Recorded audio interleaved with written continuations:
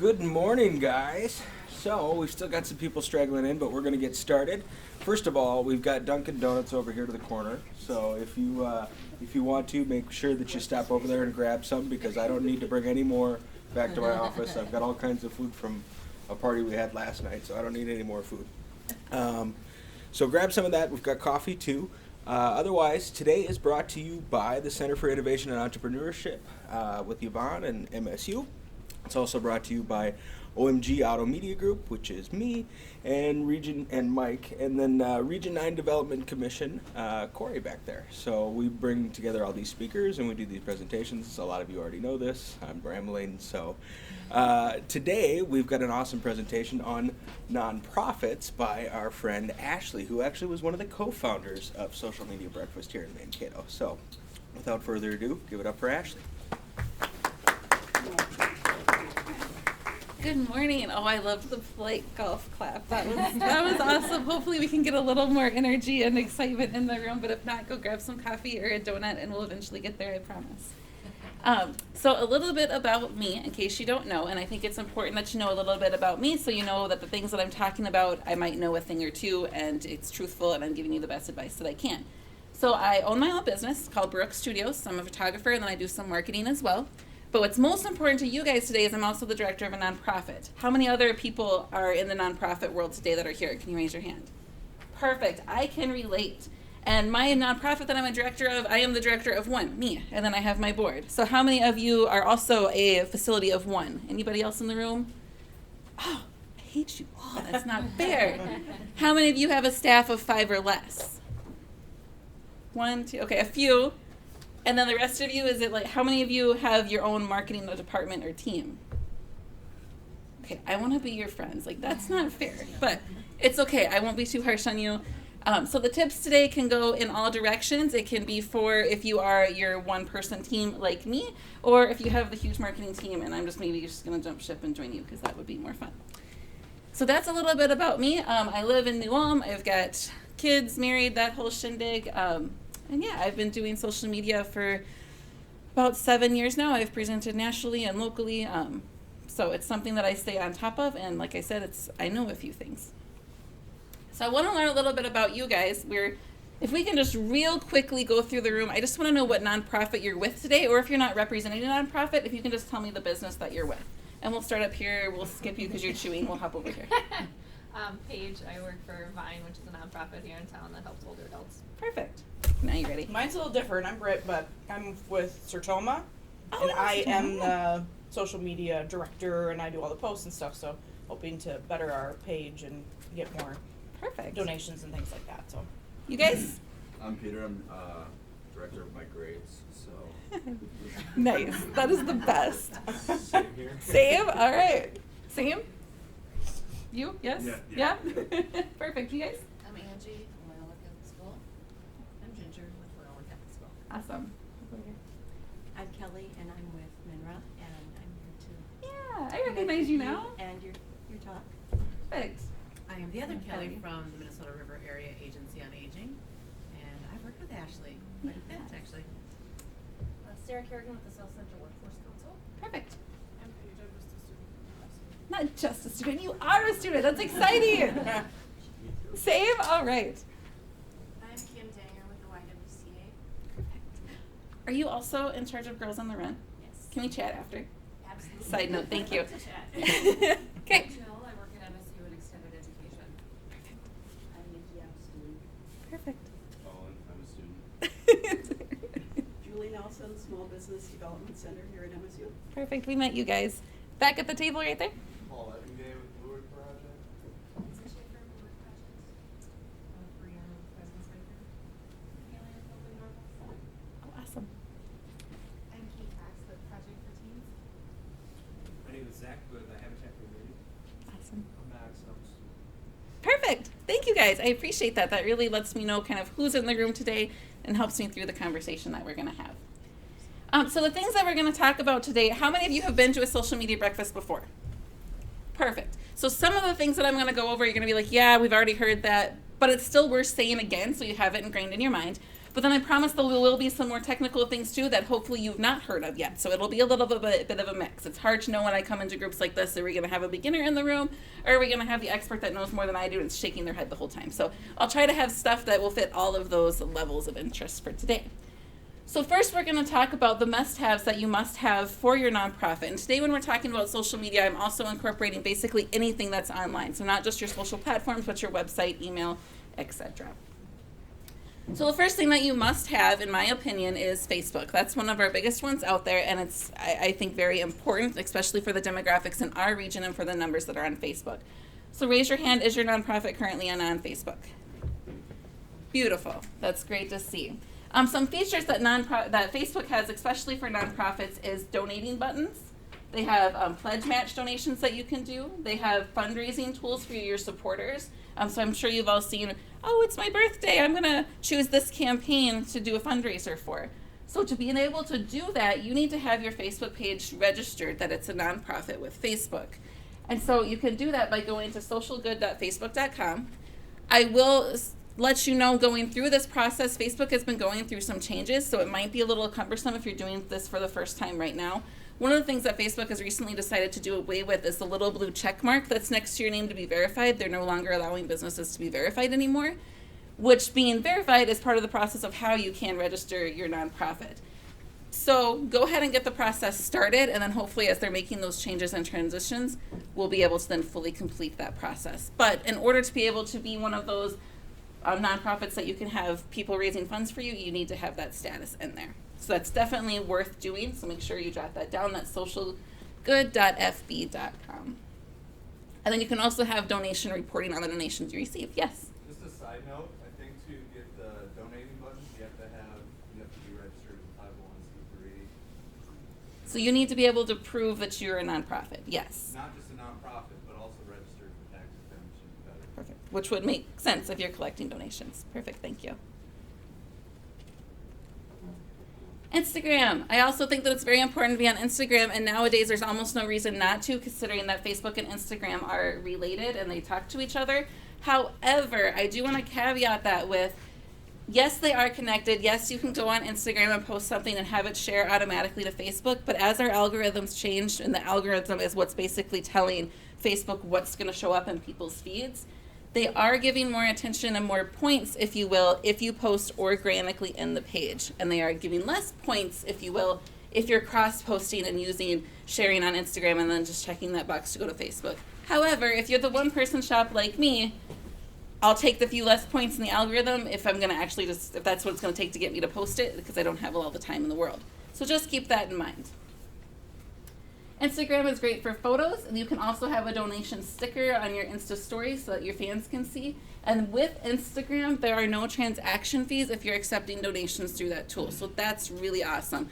In the nonprofit world, we want to be able to get as much of that donation money as we can. So not having transaction fees is awesome. LinkedIn is also very important, a must-have that I believe, to be able to show that your organization is a reputable organization, that it's established. And LinkedIn is what you should be using for that professional side. So go and set up your page, and your posting should be on that professional end. And think about it as you're targeting more on LinkedIn, maybe your business donors, that maybe that's who you're going after, that you want to try to solicit your donations from, not necessarily an individual one-on-one. Your website, in my opinion, is the number one most important thing that you should have for your nonprofit. Raise your hand if you have a website for your nonprofit already. Perfect. Most of you, but some of you don't. This is really important because while we talk about all of these other social channels, you don't own those social channels. So one day, they could just wake up and be like, you know what? I'm tired of doing Facebook. Let's just shut it off. If that were to happen, your page is gone. You don't own that page. Facebook owns that page. However, if they were to wake up one morning and say, oh, Facebook is just going to be done, we're going to shut it off, your website will still be there. That will always stay there until you decide that you want to wake up one morning and turn it off. So a website is very, very important. It doesn't have to be uber complex. You do need to have your basic information on there, and try to answer the questions. The advice I like to give is think about the phone calls that you receive, or when you're talking to someone, what are the top 5 questions that you receive most frequently? So it's probably, what do you do? What's your mission? How do I give a donation? How do I be in contact or partner with your organization? And make sure those top 5 questions are very easily answered on your website. Your website will also be looked at by funders. So if they're thinking about, is this an organization that I want to give money to and I want to support? That's where we're going to go, is we're going to look at your website. And then you can also integrate donation features right into your website, which is super awesome. So who has donation features integrated into their website right now? Show of hands. Okay, so there's still a few that don't. That's super easy to do. If you have a WordPress website, there's a plugin that you can use for that. Even as simple, if you don't want to do a plugin where you're accepting card donations through, even if you just have a form that says, you know, would you like to make a donation? And they can fill out their name and their amount, and then they can mail you a check based off of that form, or you can contact them and follow them after. That's a little more cumbersome, but at least having that as a minimum is very helpful because you're catching them in that moment. They're seeing your website, they're falling in love with your organization. That's when you want to catch them of like, okay, great, now they're going to give me some money, which at the end of the day as a nonprofit, that's kind of what we need, because we need money to be able to sustain ourselves and be able to serve and do our mission that we're proposed. Your Google listing is also very important, and I would suggest, even if you're like thinking, yeah, we did that a long time ago, it's up there, go and double check. Google yourself, see what pops up.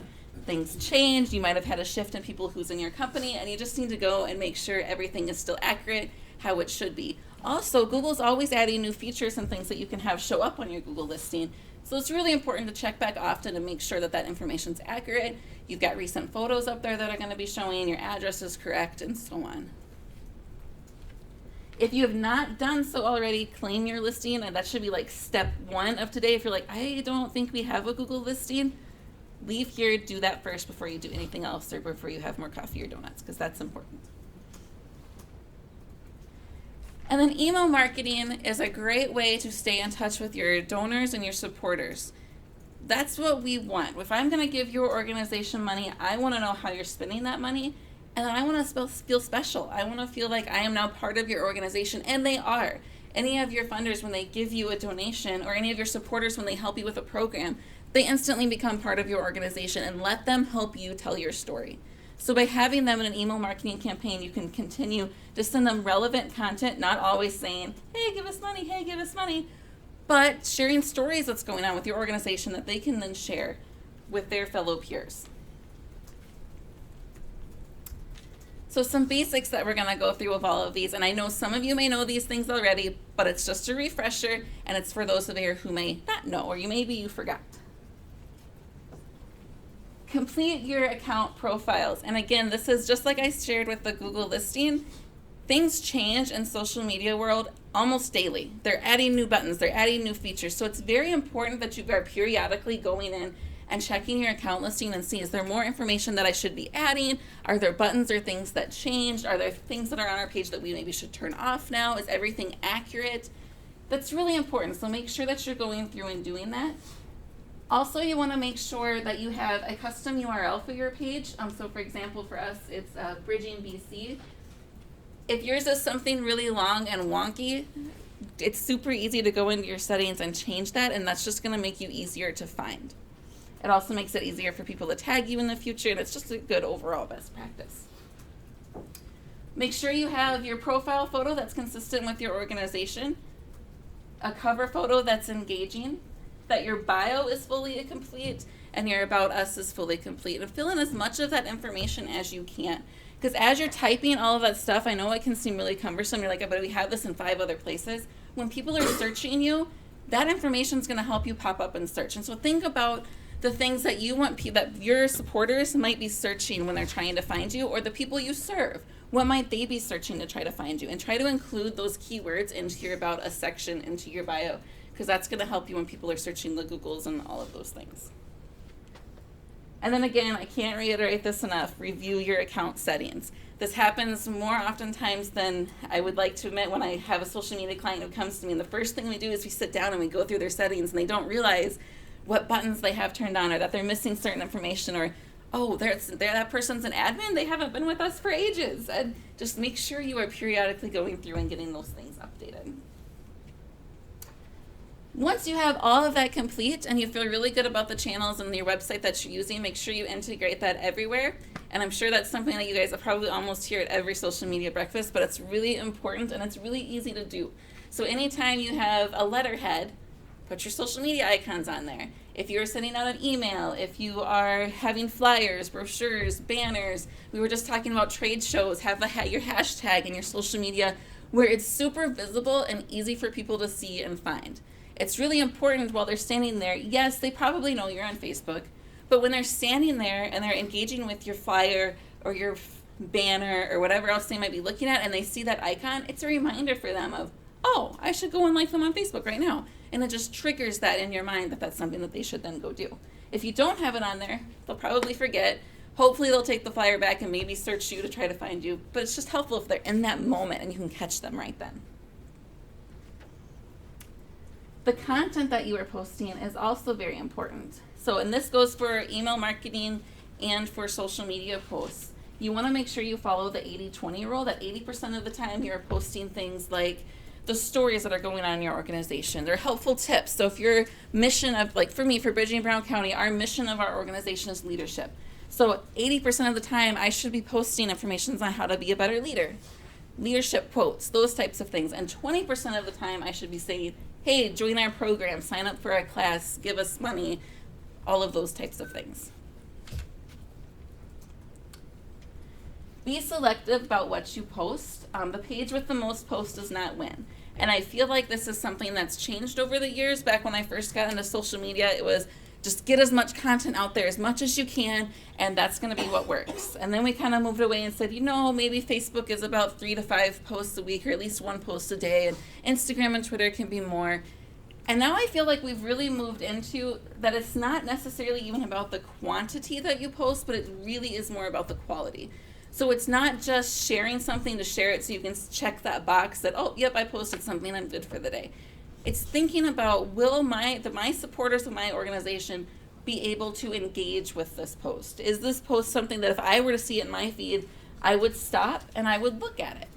And so a perfect example is I created a video for one of my clients, and last night I was scrolling, I scheduled posts out in advance, and I didn't think about it, and I'm scrolling through Facebook and I saw this video and I stopped and I'm like, oh, that's kind of cool. And then I realized, oh, I made that.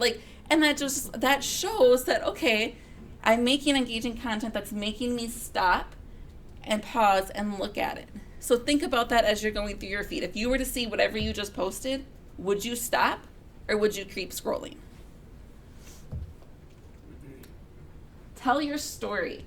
And we're going to pause on this for just a little bit because this is really, really big, especially in the content that you're doing.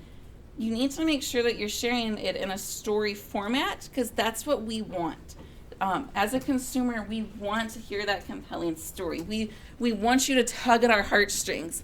And as a nonprofit, you want to do that even more because you want us to support your mission. And I bet all of you, for the nonprofits that you work for, you are super passionate about it. So this should come very easy for you to tell that story. If it doesn't come easy for you, or maybe you're new to your organization, go find someone in the organization who's been there for a while, since most of you said that you're not an office of one, and I bet they will be able to tell you amazing stories. And just listen to them for a while and see how they tell that story. Now, when I say to tell a story, though, I'm not saying post an 800-word post on Facebook. A story can be very short. It can be very simple, of taking a picture of someone that you've helped and saying, meet Joe. Joe went through our leadership program, and now Joe just got a brand new job as the director of a company because he had the skill sets that he needed. Be like Joe, join our leadership program. That's a story. That wasn't long. It was engaging. There was a problem, and then it got solved. So think about that for your business. And so I want to pause here just for a second. I want to pick on a few of you, and I want you to tell me what you think your story is for your nonprofit, just very shortly. This is on the fly because you should be able to think of stories right away when you're talking to people as well, because it's not just in what you write and what you post, but you should be able to tell these stories to people as well. It's very important. So I'm going to pick on the why right there. Okay, so for Girls on the Run, we really focus on the curriculum, and it's based on empowering girls in grades 3 to 5. So we have to be sensitive because they're minors, of course, but we tell general stories, like just about bullying or something like that, or So can you give us an example of one of these stories? like I said, we don't necessarily use personal stories because the girls are minors, we can share stats, like, you know, I'm making this up because I don't have, Yeah, the no, numbers that's right fine. now, but like 85% of our girls after going through the program reports higher self-esteem or something like that. We might have a general photo of a group, but you Well, know, typically what I've seen you guys do is they would post something like that, and then this is really cool. They post someone crossing that finish line in the 5K, which completes that story of like they're accomplishing something they want to do, and then it's like, look, they did it, and it's really exciting, and it tugs at your should heartstrings. have answered my question. What about the Blue Earth Project? That's not something I'm familiar with, so tell me your story. Yeah, it's kind of a long one. I'll try to keep it short. Yeah. Started out in Colorado. I was inspired to build a drone for high altitude cinema, and ended up changing course once I came across a couple things, including a Star Tribune article expressing that southern Minnesota lakes were deemed irreversibly unswimmable, and the suggestion was to forget about them. So I switched courses and started developing a drone for agricultural application, and moved back home, was living in my van behind Bed River out here, his office downstairs, working on this drone, and in the roadblocks kind of came across or expanded on exactly what it was I was trying to do, and it sort of blossomed into a larger eco brand, which is now Blue Earth Project, more recently incorporated as a nonprofit organization, and are doing a whole lot more than drones now, so. That is very cool. So what I could see for a story for you would be sharing, you know, kind of just a piece of that, of like you want to make the lakes where you can swim, and just someone swimming in a lake, or a kid standing by a lake, just really sad, like I can't go in that lake and here I'm on all my stuff, but I can't go in, and that could be really engaging. You could pull some really great stories out of that. Yeah, we've already got some great stories like that. That's awesome. I love it. Who in here is struggling with stories? Is there anyone who's struggling trying to figure out what is your story? Really? Yes. Tell me, why are you struggling? So, part of MINRA, you know, we service older adults and caregivers, and we have the protection of HIPAA, Mm-hmm. and so it's very difficult to tell individual stories. And so when you have an organization that, you know, we again cater to this smaller, more, I guess, less visible audience. You know, people don't think of us until they meet us. Mm-hmm. And so it's not like a really cute little kid that, you know, tugs at people's heartstrings. It's like, oh shoot, mom, you know, fell down and she can't stay at home, and it's already in the moment. So we struggle with, you know, we help people, but because of HIPAA, we can't tell a lot of their stories, or hardly any of their stories. Sure. But I think what you could do, and you kind of just said it as you were talking, is thinking about that moment that person's in, that they need help, and maybe it's not, you're not necessarily telling X name that goes with the story, but it could be, oh, even your Facebook post should be, oh no, your mom just fell. She can't get up. You've been struggling with this for a long time. She keeps falling. What can you do? Join our Matters of Balance class and have them learn and go through the steps. So that way you're not getting the phone calls at 8 a.m. And in your case, you might have to rely on a stock photo that maybe doesn't look as stock photo-y to capture that, like a woman falling or something like that. But I think that's maybe where your stories need to focus on, is just that general of like, because that would catch me if I saw "oh no!" exclamation point.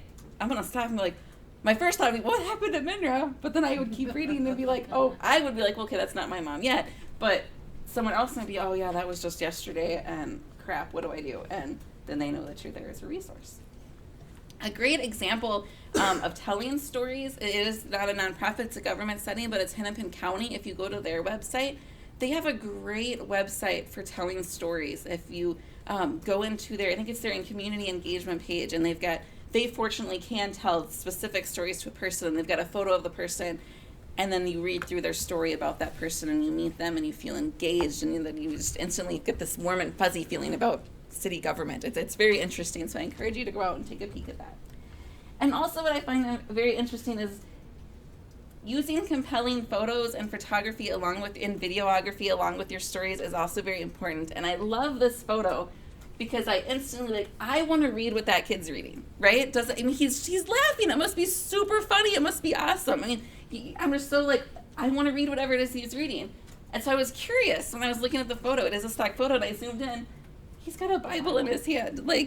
I didn't know that, but yet I just looking at that compelling photo is like, I want to be that kid. I want to read what he's reading. So keep that in mind when you're doing your photography or you're looking for photos or you need videography. Make sure it's something that you want to engage with.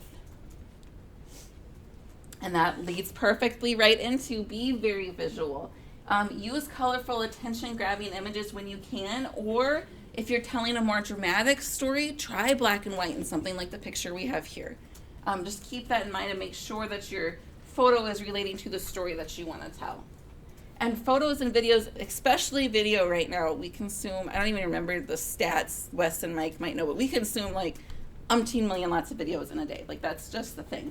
But I will caveat this with, and I think it still gets forgotten, is to make sure if you can to have your video captioned. It's super easy to do. If you upload your video to YouTube, they have a caption feature on there that you can do, and then you can go in and you can read through the captions and edit it, because I did that once where I was reading through and I'm like, oh, that's not what they said. So make sure you read through and do your edits and whatnot. But it's super easy to do, and I highly suggest it, because there's lots of people out there that are just like me, where I'm scrolling through and I'm laying in bed by my husband and I don't want to wake him up. I'll see the engaging video, but I'm not going to turn on the sound because I don't want to wake anyone up, or I'm holding my kids or something like that, but I'll read the text if it's slipping through, and so I'll still engage with it. So that's really, really important thing to do, is making sure you have those captions in there, if it fits, if it is where they're talking in the video. Be responsive, and this can be really hard. Luckily, though, for our friends in the room who have multiple teams and partners, it should be easy. But for some of us that are single shops, it can be really hard to be responsive. But it is very, very, very, very important, especially as we have coming up, my age group coming up and being your potential supporters and donors. Being responsive is key. Like, I cannot stress that enough, and it is something that still gets missed. For example, I went to my favorite coffee shop, and I drove through the drive-thru, and I was really excited to get my coffee, and they overcharged me. And I tried to talk to the lady, yep, fine. So afterwards, I went onto Facebook because the manager wasn't there that day, and I sent a message to the coffee shop, and I just said, hey, I was overcharged, what can we do to resolve this? I never got a response. I don't go to that coffee shop as much anymore because they didn't respond to me. And right or wrong, or how you may feel about that, that is my generation. We want to be talked to. We want to have a personal connection with where we go and where we shop. So keep that in mind. There are features that you can turn on and off on your social channels where you can say, you're away, or you can do automation. Have your post automatically say, hey, how can I help you? And then at least they're getting something, and then they can post that next question. It says on here within at least 24 hours, but realistically, if you can make it like as quick as possible is great. I know that's not always possible, especially in evening hours, but that's just something to keep in mind. I have another example. There's a business that's out in my area, and they had someone that was commenting what they were having a support issue for the device that they were using. And so they posted something on Facebook, didn't get a response. They posted something again. It was just a couple hours later. They didn't get a response. After like 4 hours, then they went and started posting negative reviews because this organization wasn't getting back to them. Now, their timeline of the person who posted these things, I agree, was unrealistic. Like, they weren't giving it enough time. But unfortunately, that's just the world we live in, and there's people like that. So you need to keep that in mind, and you need to try to be as responsive as possible. Use hashtags. Create your own or use some that are trending, but don't be that person that does the post and then there's like 5,000,100 hashtags. 3 is about the right amount that you want to use to be able to be showing up more in algorithms. Some examples that you could use is Giving Tuesday, Donate, Fact Friday, Do Good, or Activism. Those are some general ones that you can put in there with your mix of other ones that you might be doing. All right, donations. We're going to dive into this bit. So again, we talked about that you can add your donation button on Facebook, and then you can also have it on your website. I would go one step beyond that when you put that donation feature on your website. Every page on your website should have a call to action. Then that leads them to that place that they can donate. Or maybe for your organization, donations aren't as important because you have grants or things like that. But maybe it's volunteers that you need. So consider that. And you can have that button then, or a plugin that they can go into volunteer, but then every page of your website should direct them back to that piece of action that you want them to do. And it should be very simple. It should be very easy to identify, this is what they want me to do. They want me to fall in love with the organization, click volunteer, click donate, click come to your event, whatever it is that's most important that you're trying to do for your organization and your mission. YouTube, this is interesting. So they have a embedded fundraising campaign right into their videos and live streams. And there's also some, I don't remember if I put it in here. No, they're doing some really creative things with nonprofits to help with donations and doing campaigns. Not all of it is live yet, so the information out there there's not a ton of it. But I would suggest Googling YouTube and nonprofits and keeping your eye on that, because I think there's a lot of great things that are going to be coming out from YouTube for potential grant campaigns that you can hop onto and supporting of nonprofits. So follow them for a while, just keep searching, and if I ever come up with anything, I'd be happy to share it with Wes and the group to bring back to you guys as well. Use automation. So when you receive a donation or the volunteer or whatever action it is that you're trying to do, it's super simple to set up if you have an email marketing campaign platform that you can use, of where I hit donate. Now I get an email automatically sent to me that says, thank you so much for your support. And then you could have a week later set it up so another email automatically sends to their inbox saying, hey, did you know that we were able to use that money to do XYZ? Or, hey, here's a reminder of your volunteer opportunity, or please share your volunteer opportunity with somebody else, something along those lines. But use automation as much as you can with keeping it realistic and to your voice, so make sure that it's timely and making sure, especially if you're using automation for Facebook messaging or LinkedIn messaging or things like that, just making sure that it does sound real and genuine. You don't want the person to suspect that this is an automatic message coming through to them. Make it sound very real. Use groups, especially on Facebook. I'm sure you've all noticed, is going through a lot of changes, which is wonderful to see, but also it keeps us on our toes as marketers. But groups are something that is getting very heavily pushed right now, and it's a great way that you can stay in touch with your supporters and your fans by inviting them to a group that's centric around your organization. And maybe they get to know insider information before anybody else does. Or maybe that's where you do some more thank yous to them, or more engaging stories inside the group, or getting your donors to talk to each other, or your volunteers to talk to each other. When you create a group, you can link it back to your Facebook page so those two talk to each other, which is important to do, because that's how your Facebook page will then get that extra boost for the group that you have. So influencers, did you guys have a training on influencers? Yes, so you should all, if you came to that one, understand maybe what an influencer is. But it's great to take your donors and your supporters and turn them into your influencers. Have them help you share their story, because especially your reoccurring supporters, enlist them to help you. Because they already love you and they love your mission, and we're special as nonprofits of those people who love our mission. They really love us and they really want to help tell our story, and they're very passionate about it. And so help them get that message out. And I would say Girls on the Run in the past has done a great job on that. So I was a coach for Girls on the Run, and they enlisted me and empowered me to then go out and share their story with other coaches. And they would ask me for interview questions to use and the various things that they're doing, so they can pull out that story from me and get that genuine, authentic content. So use your supporters as much as you can. Like I said, they're passionate about you, they love you, they're going to be the most willing to help you and give you any of the information that you may need. And it's very simple to just ask, would you share our post on social media? Could you, help us by liking or commenting or reacting? All right, helpful resources for you guys. For scheduling posts, you can use Hootsuite or Sprout Social. They have different free versions that you can do. Hootsuite is 50% off for nonprofits, and then Sprout Social also has special nonprofit pricing as well. Again, I want to caveat this with that our social media platforms are really moving towards, they will boost you more if you're posting in the platform itself. And in Facebook, you can schedule it right there. However, that's not always realistic or possible, so don't let that hinder you. It's at least better to have something out there. So if this is the way you need to go, then by all means go that way.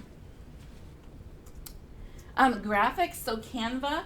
They have, it's free for nonprofits, and that's where a program that you can use to design flyers and social media posts. I don't believe they do video yet, but it's really easy, simple to use, and for nonprofits, it's free, so you can't really beat that.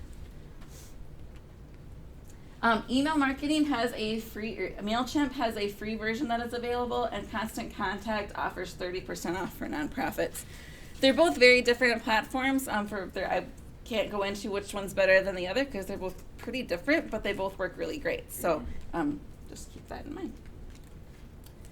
Stock photos, if you do use them, I enjoy using Pixabay and Pexels. Those are the two that I go to most. Do not go to Google and type in the search of, oh, I need a picture of a dog, and then take a photo off Google, because they're copyrighted, and you don't want to do that because that's stealing people's images and yada, yada, yada. So make sure you're using royalty-free, copyright-free stock photos if you don't have a genuine, authentic photo to use. Always go to that genuine, authentic photo first, because that will be more engaging. Yes. Tip on that one. Yeah. At my company, I had a nonprofit that did that. They Googled, they found an image, they put it on their website. It cost them $750. Yeah. Because they got tagged, by the company that owned the photo, sent them a cease and desist letter. They didn't get the cease and desist letter because it went to a wrong address. And they ended up having to spend the $750 when they came back to hunt it down. And it happens a lot. I mean, a lot of people out there still do this, and so I want to make sure I have it shared. And me being a photographer, that's extra close to something that I'm passionate about, is making sure that your images are copyright free and whatnot. But again, most of us, probably everyone in this room, has a phone with a camera on it that you very easily take your own photo, and that would be more valuable than a stock photo, because in social media, that's going to look authentic, and that's going to be what I'm going to look at. In your website, however, I wouldn't use a cell phone photo in your website. I would pay to have professional photography done in that website. That's a major piece of collateral for you, and sometimes that's your first impression, and you want to make sure that that website looks as professional as possible. Online ads, Google has an ad grant that you can apply for you can receive up to $10,000 of in-kind advertising. So it's just like Google.nonprofits or something like that you can go and fill out their form. It's a super easy form. It is a process you have to go through. You need to prove that you're a nonprofit, and then you have to watch this online training course. And then there was another piece that you have to do of budgeting and showing your budget and spends. And then after that, hopefully you'll get approval. I haven't gotten to that stage yet because they're still reviewing all of my stuff, so I can't guarantee to tell you what the end stage looks like. But it's an awesome opportunity if you were to get selected for $10,000 in Google Ads. Like, who doesn't want that? That would be great. So I wanted to take an opportunity. I don't know what time it is, though. Oh, yeah, I'm still good. I'd like to take a peek at some of your guys' social media channels and Facebook page and offer tips and solutions, or just answer general questions. If there's anyone who's willing to have your website brought up and would like to talk about or your social media platform, I would love to do that. Yeah? Okay. Yvonne, I forgot to ask you for the Wi-Fi, so bear with me. It's Mavcast, it's Mavcast. Oh, well, that's easy enough. Maybe.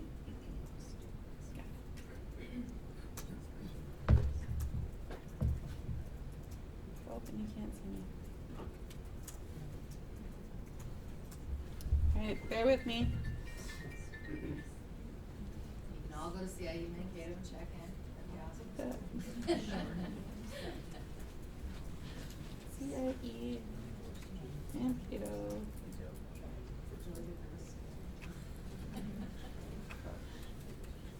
Oh my goodness.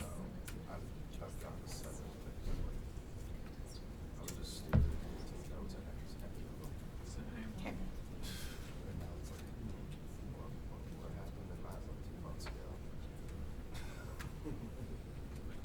All right, Mike or Yvonne, how do I get it to show up on the screen? And the one I did take notes for, don't know what it was. Nope. Maybe a plug came undone? USB? I took notes for Nope, that's all good. Oh, yeah. Don't know where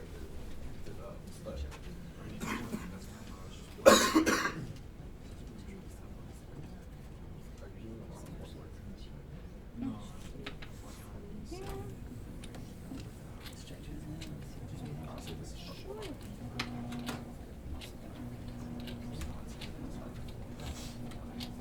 All right, while Yvonne is working her magic. Oh, there it goes. Yay, okay. IT 101, plug and unplug. Noted. Okay. So some things that we just want to look at is the cover photo engaging? Yep, it is engaging. I would agree, or I would say so. There, Your name is CIE Mankato, so it doesn't have any of those garbly-gook numbers that go in there. So if you haven't created a custom URL, it ends up with like this long number chain, which is really annoying. Another thing to look at is along the left-hand side, what tabs do they have available? And that's one of those things that you want to watch periodically, because sometimes they can, as Facebook does the changes, they might change your profile for you, and your tabs that you have show up on the left-hand side could be something totally different.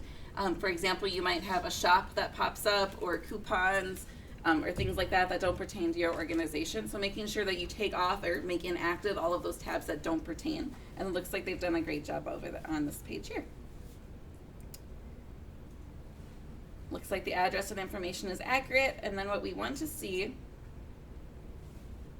I don't see the Our Story popping up for you guys, so you might want to go in your settings and check to see if you have that enabled. That's a great, that will usually appear on the right-hand side.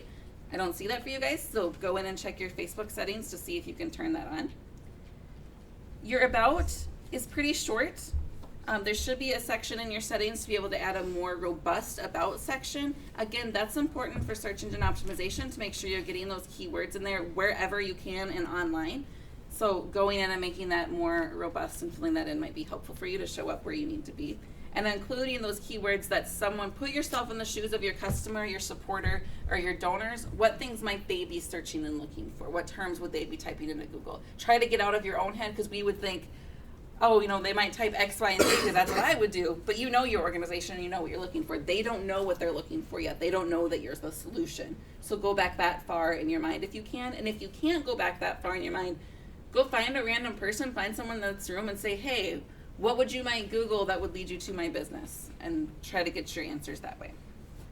And I believe there are some websites out there, if you search them, where you can do keyword finders, where you can type in a keyword and that'll give you suggestions of other keywords as well that can relate back to yours that you could also include. You want to do it in a fashion that don't just have your normal text and then all of the keywords at the bottom, because Google will catch that and know that what you're trying to do. So make sure you include it organically in the text that you're writing. And let's see, it links to your website, which I'm sure is mainly controlled by the university, so you probably don't have a lot of control over it, but it's good that you have that information on there. Perfect. Who else is willing to have us take a peek? Yeah, perfect. Open Door Health?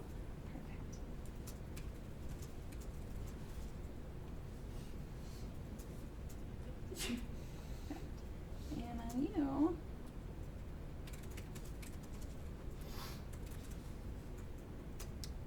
This is perfect. So I just typed in a Google search healthcare in Mankato. Our top thing that pops up is Open Door Health. So that tells me on their website they must have somewhere included those words, or they're doing something to make sure that those keywords are included. So that's really great to see. We can also see in our listing here that they're number 2, so that's also great to see.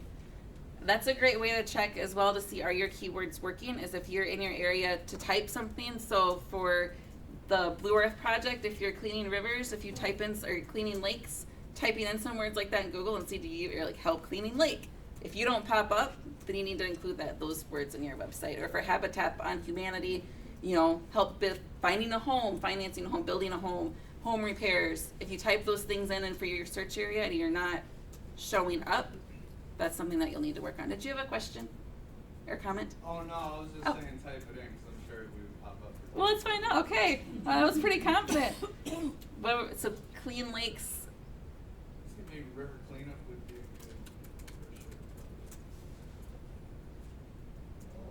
for sure. Oh, you have to put Mankato on there. Oh no, third one down. Oh, That's from the Free Press. What is about it? I'm still not seeing it yet, so let's try Mankato. Not yet. I've got the That's Free our Press. event on the top. That's your event, which Nothing is to our website directly. nope. Oh, here's your Facebook page, right? Is this you guys? Yeah. Or it's not a page; it's to your event. So I will get back to Open Door Health, but now I'm just curious. We're gonna go in a little. Is this you guys right here? Yeah. Perfect. So that's good. Oh, well, we're gonna go backward. So right here, is where you'll want to, I don't know if you've claimed your Google listing, but if you haven't, you'll want to go ahead and do that. We don't have very much information on you guys over here. I would also maybe select putting some photos in of some lakes that you've maybe helped with. That would be great to add those photos as well. And then if you can, this is one thing that I feel like we forget as nonprofits.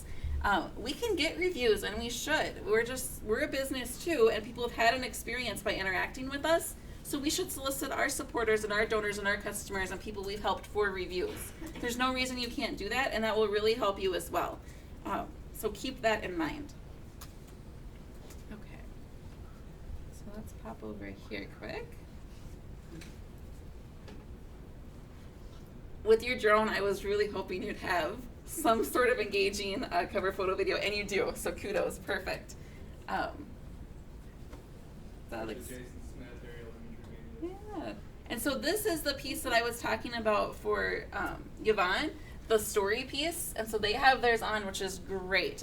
That's wonderful, and the photo is wonderful too. And your tabs are very good. The poll, that's interesting. Oh, cool.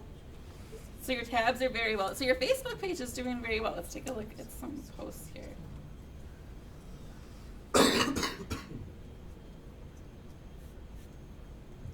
Cool.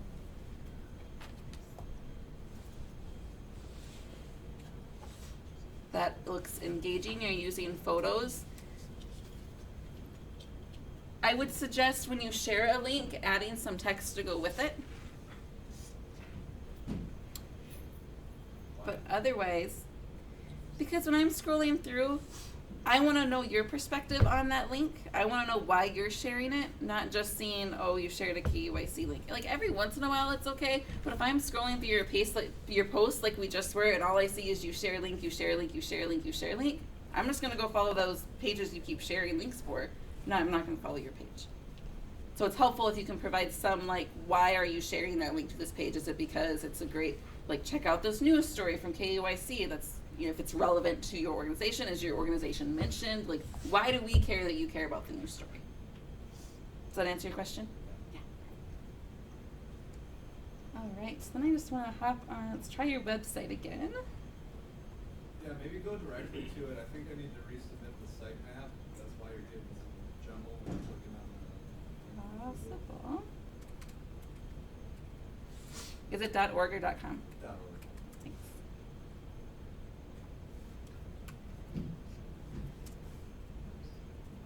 Might want to just double check on that one. All right. Okay, back to Open Door Health. Sorry, we digressed. Perfect. It looks good. It's engaging. I am not seeing, oh, top left corner. Okay, what I was looking for is, can I quickly find your social media icons? It did take me a minute. Typically, I'm looking in the footer area in the top right, but it was still there, so it just took me a minute. That's something that you might want to be mindful of.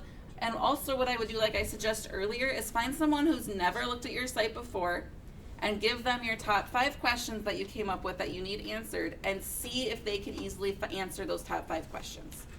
If it takes them more than a minute to find the answer to that top 5 question, you might need to do some rearranging on your website. I love that the donate button is very prominent. It's right there.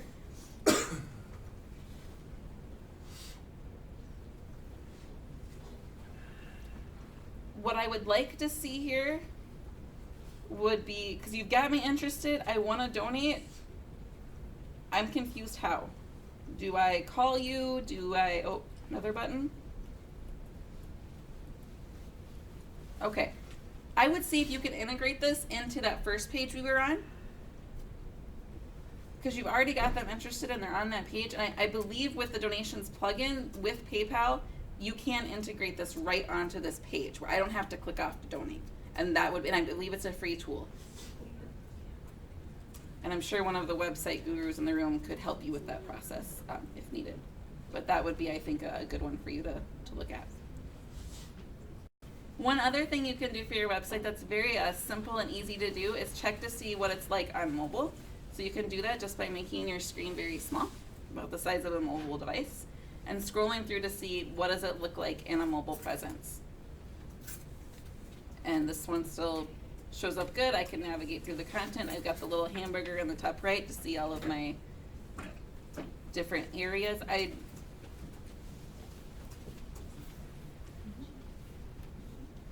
So becoming a member, is that your number one goal? Yeah. Perfect. I was able to defer that because we've got the really big button, so that's helpful that by looking at his site, I was able to determine what his number one call to action is. That's something to really keep in mind. Otherwise, I'd say besides the loading speed, which could be your image size, I think it looks great. Well done. Kudos. Do you have social media? Down on the bottom right. Got it.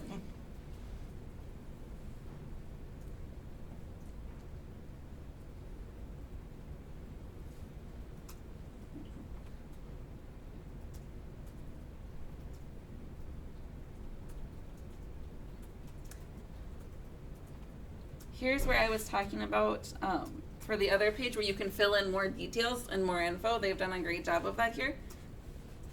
Take advantage of anywhere you can write text, take advantage of that. Why? Because then it'll help you in your Google search ranking. Okay. So keyword stuff. Keyword stuff, yep. So yeah, not just filler text, like actually write content around those keywords, and yes, that will help boost your search rankings. What I like about the Instagram feed is it feels very authentic. All of the photos seem to have the same look and feel to them, which is wonderful and something that you want to make sure you're being cognizant of. If I were to be scrolling through this and all of a sudden I saw someone in a suit and tie in very warm colors, it would feel off because it's not fitting with their theme. The theme that they kind of have going on right now is cooler colors, which by that I mean blue hues, green hues, instead of the oranges and the reds. And I'm seeing a lot of people that are working in a space that aren't necessarily your suit and tie type person. It looks like a more fun, laid back, I would almost think like a Google space. So if I all of a sudden was scrolling through here and actually saw someone sitting at your standard desk or a cubicle, I would be very concerned. I'd be like, that something's off, something happened, maybe leadership changed or something's different that doesn't make it feel authentic and trusted. So keep that in mind when you're doing your posting. Be true to your own story and your own brand, and make sure that you have that consistency throughout everything you do. So your Facebook and all of your social channels and your website to your email marketing should all look cohesive. They should all be the same brand. Majority of the time, they should all have the same call to action if you're going to targeting a specific audience. That's going to help you get the most leverage. And I think I'm pretty up to time, unless anyone else has any other questions. I appreciate you guys listening to me today. If you need any follow-up info, that's my info there, and I'm happy to answer any other questions that you might have. Go. Let's give it up for Ashley. It's better than the golf clap. Yes, I am much That was better. an I'm improvement glad. from the golf clap. I would have. That's I good. maybe would have cried if I would have got the golf clap at the end.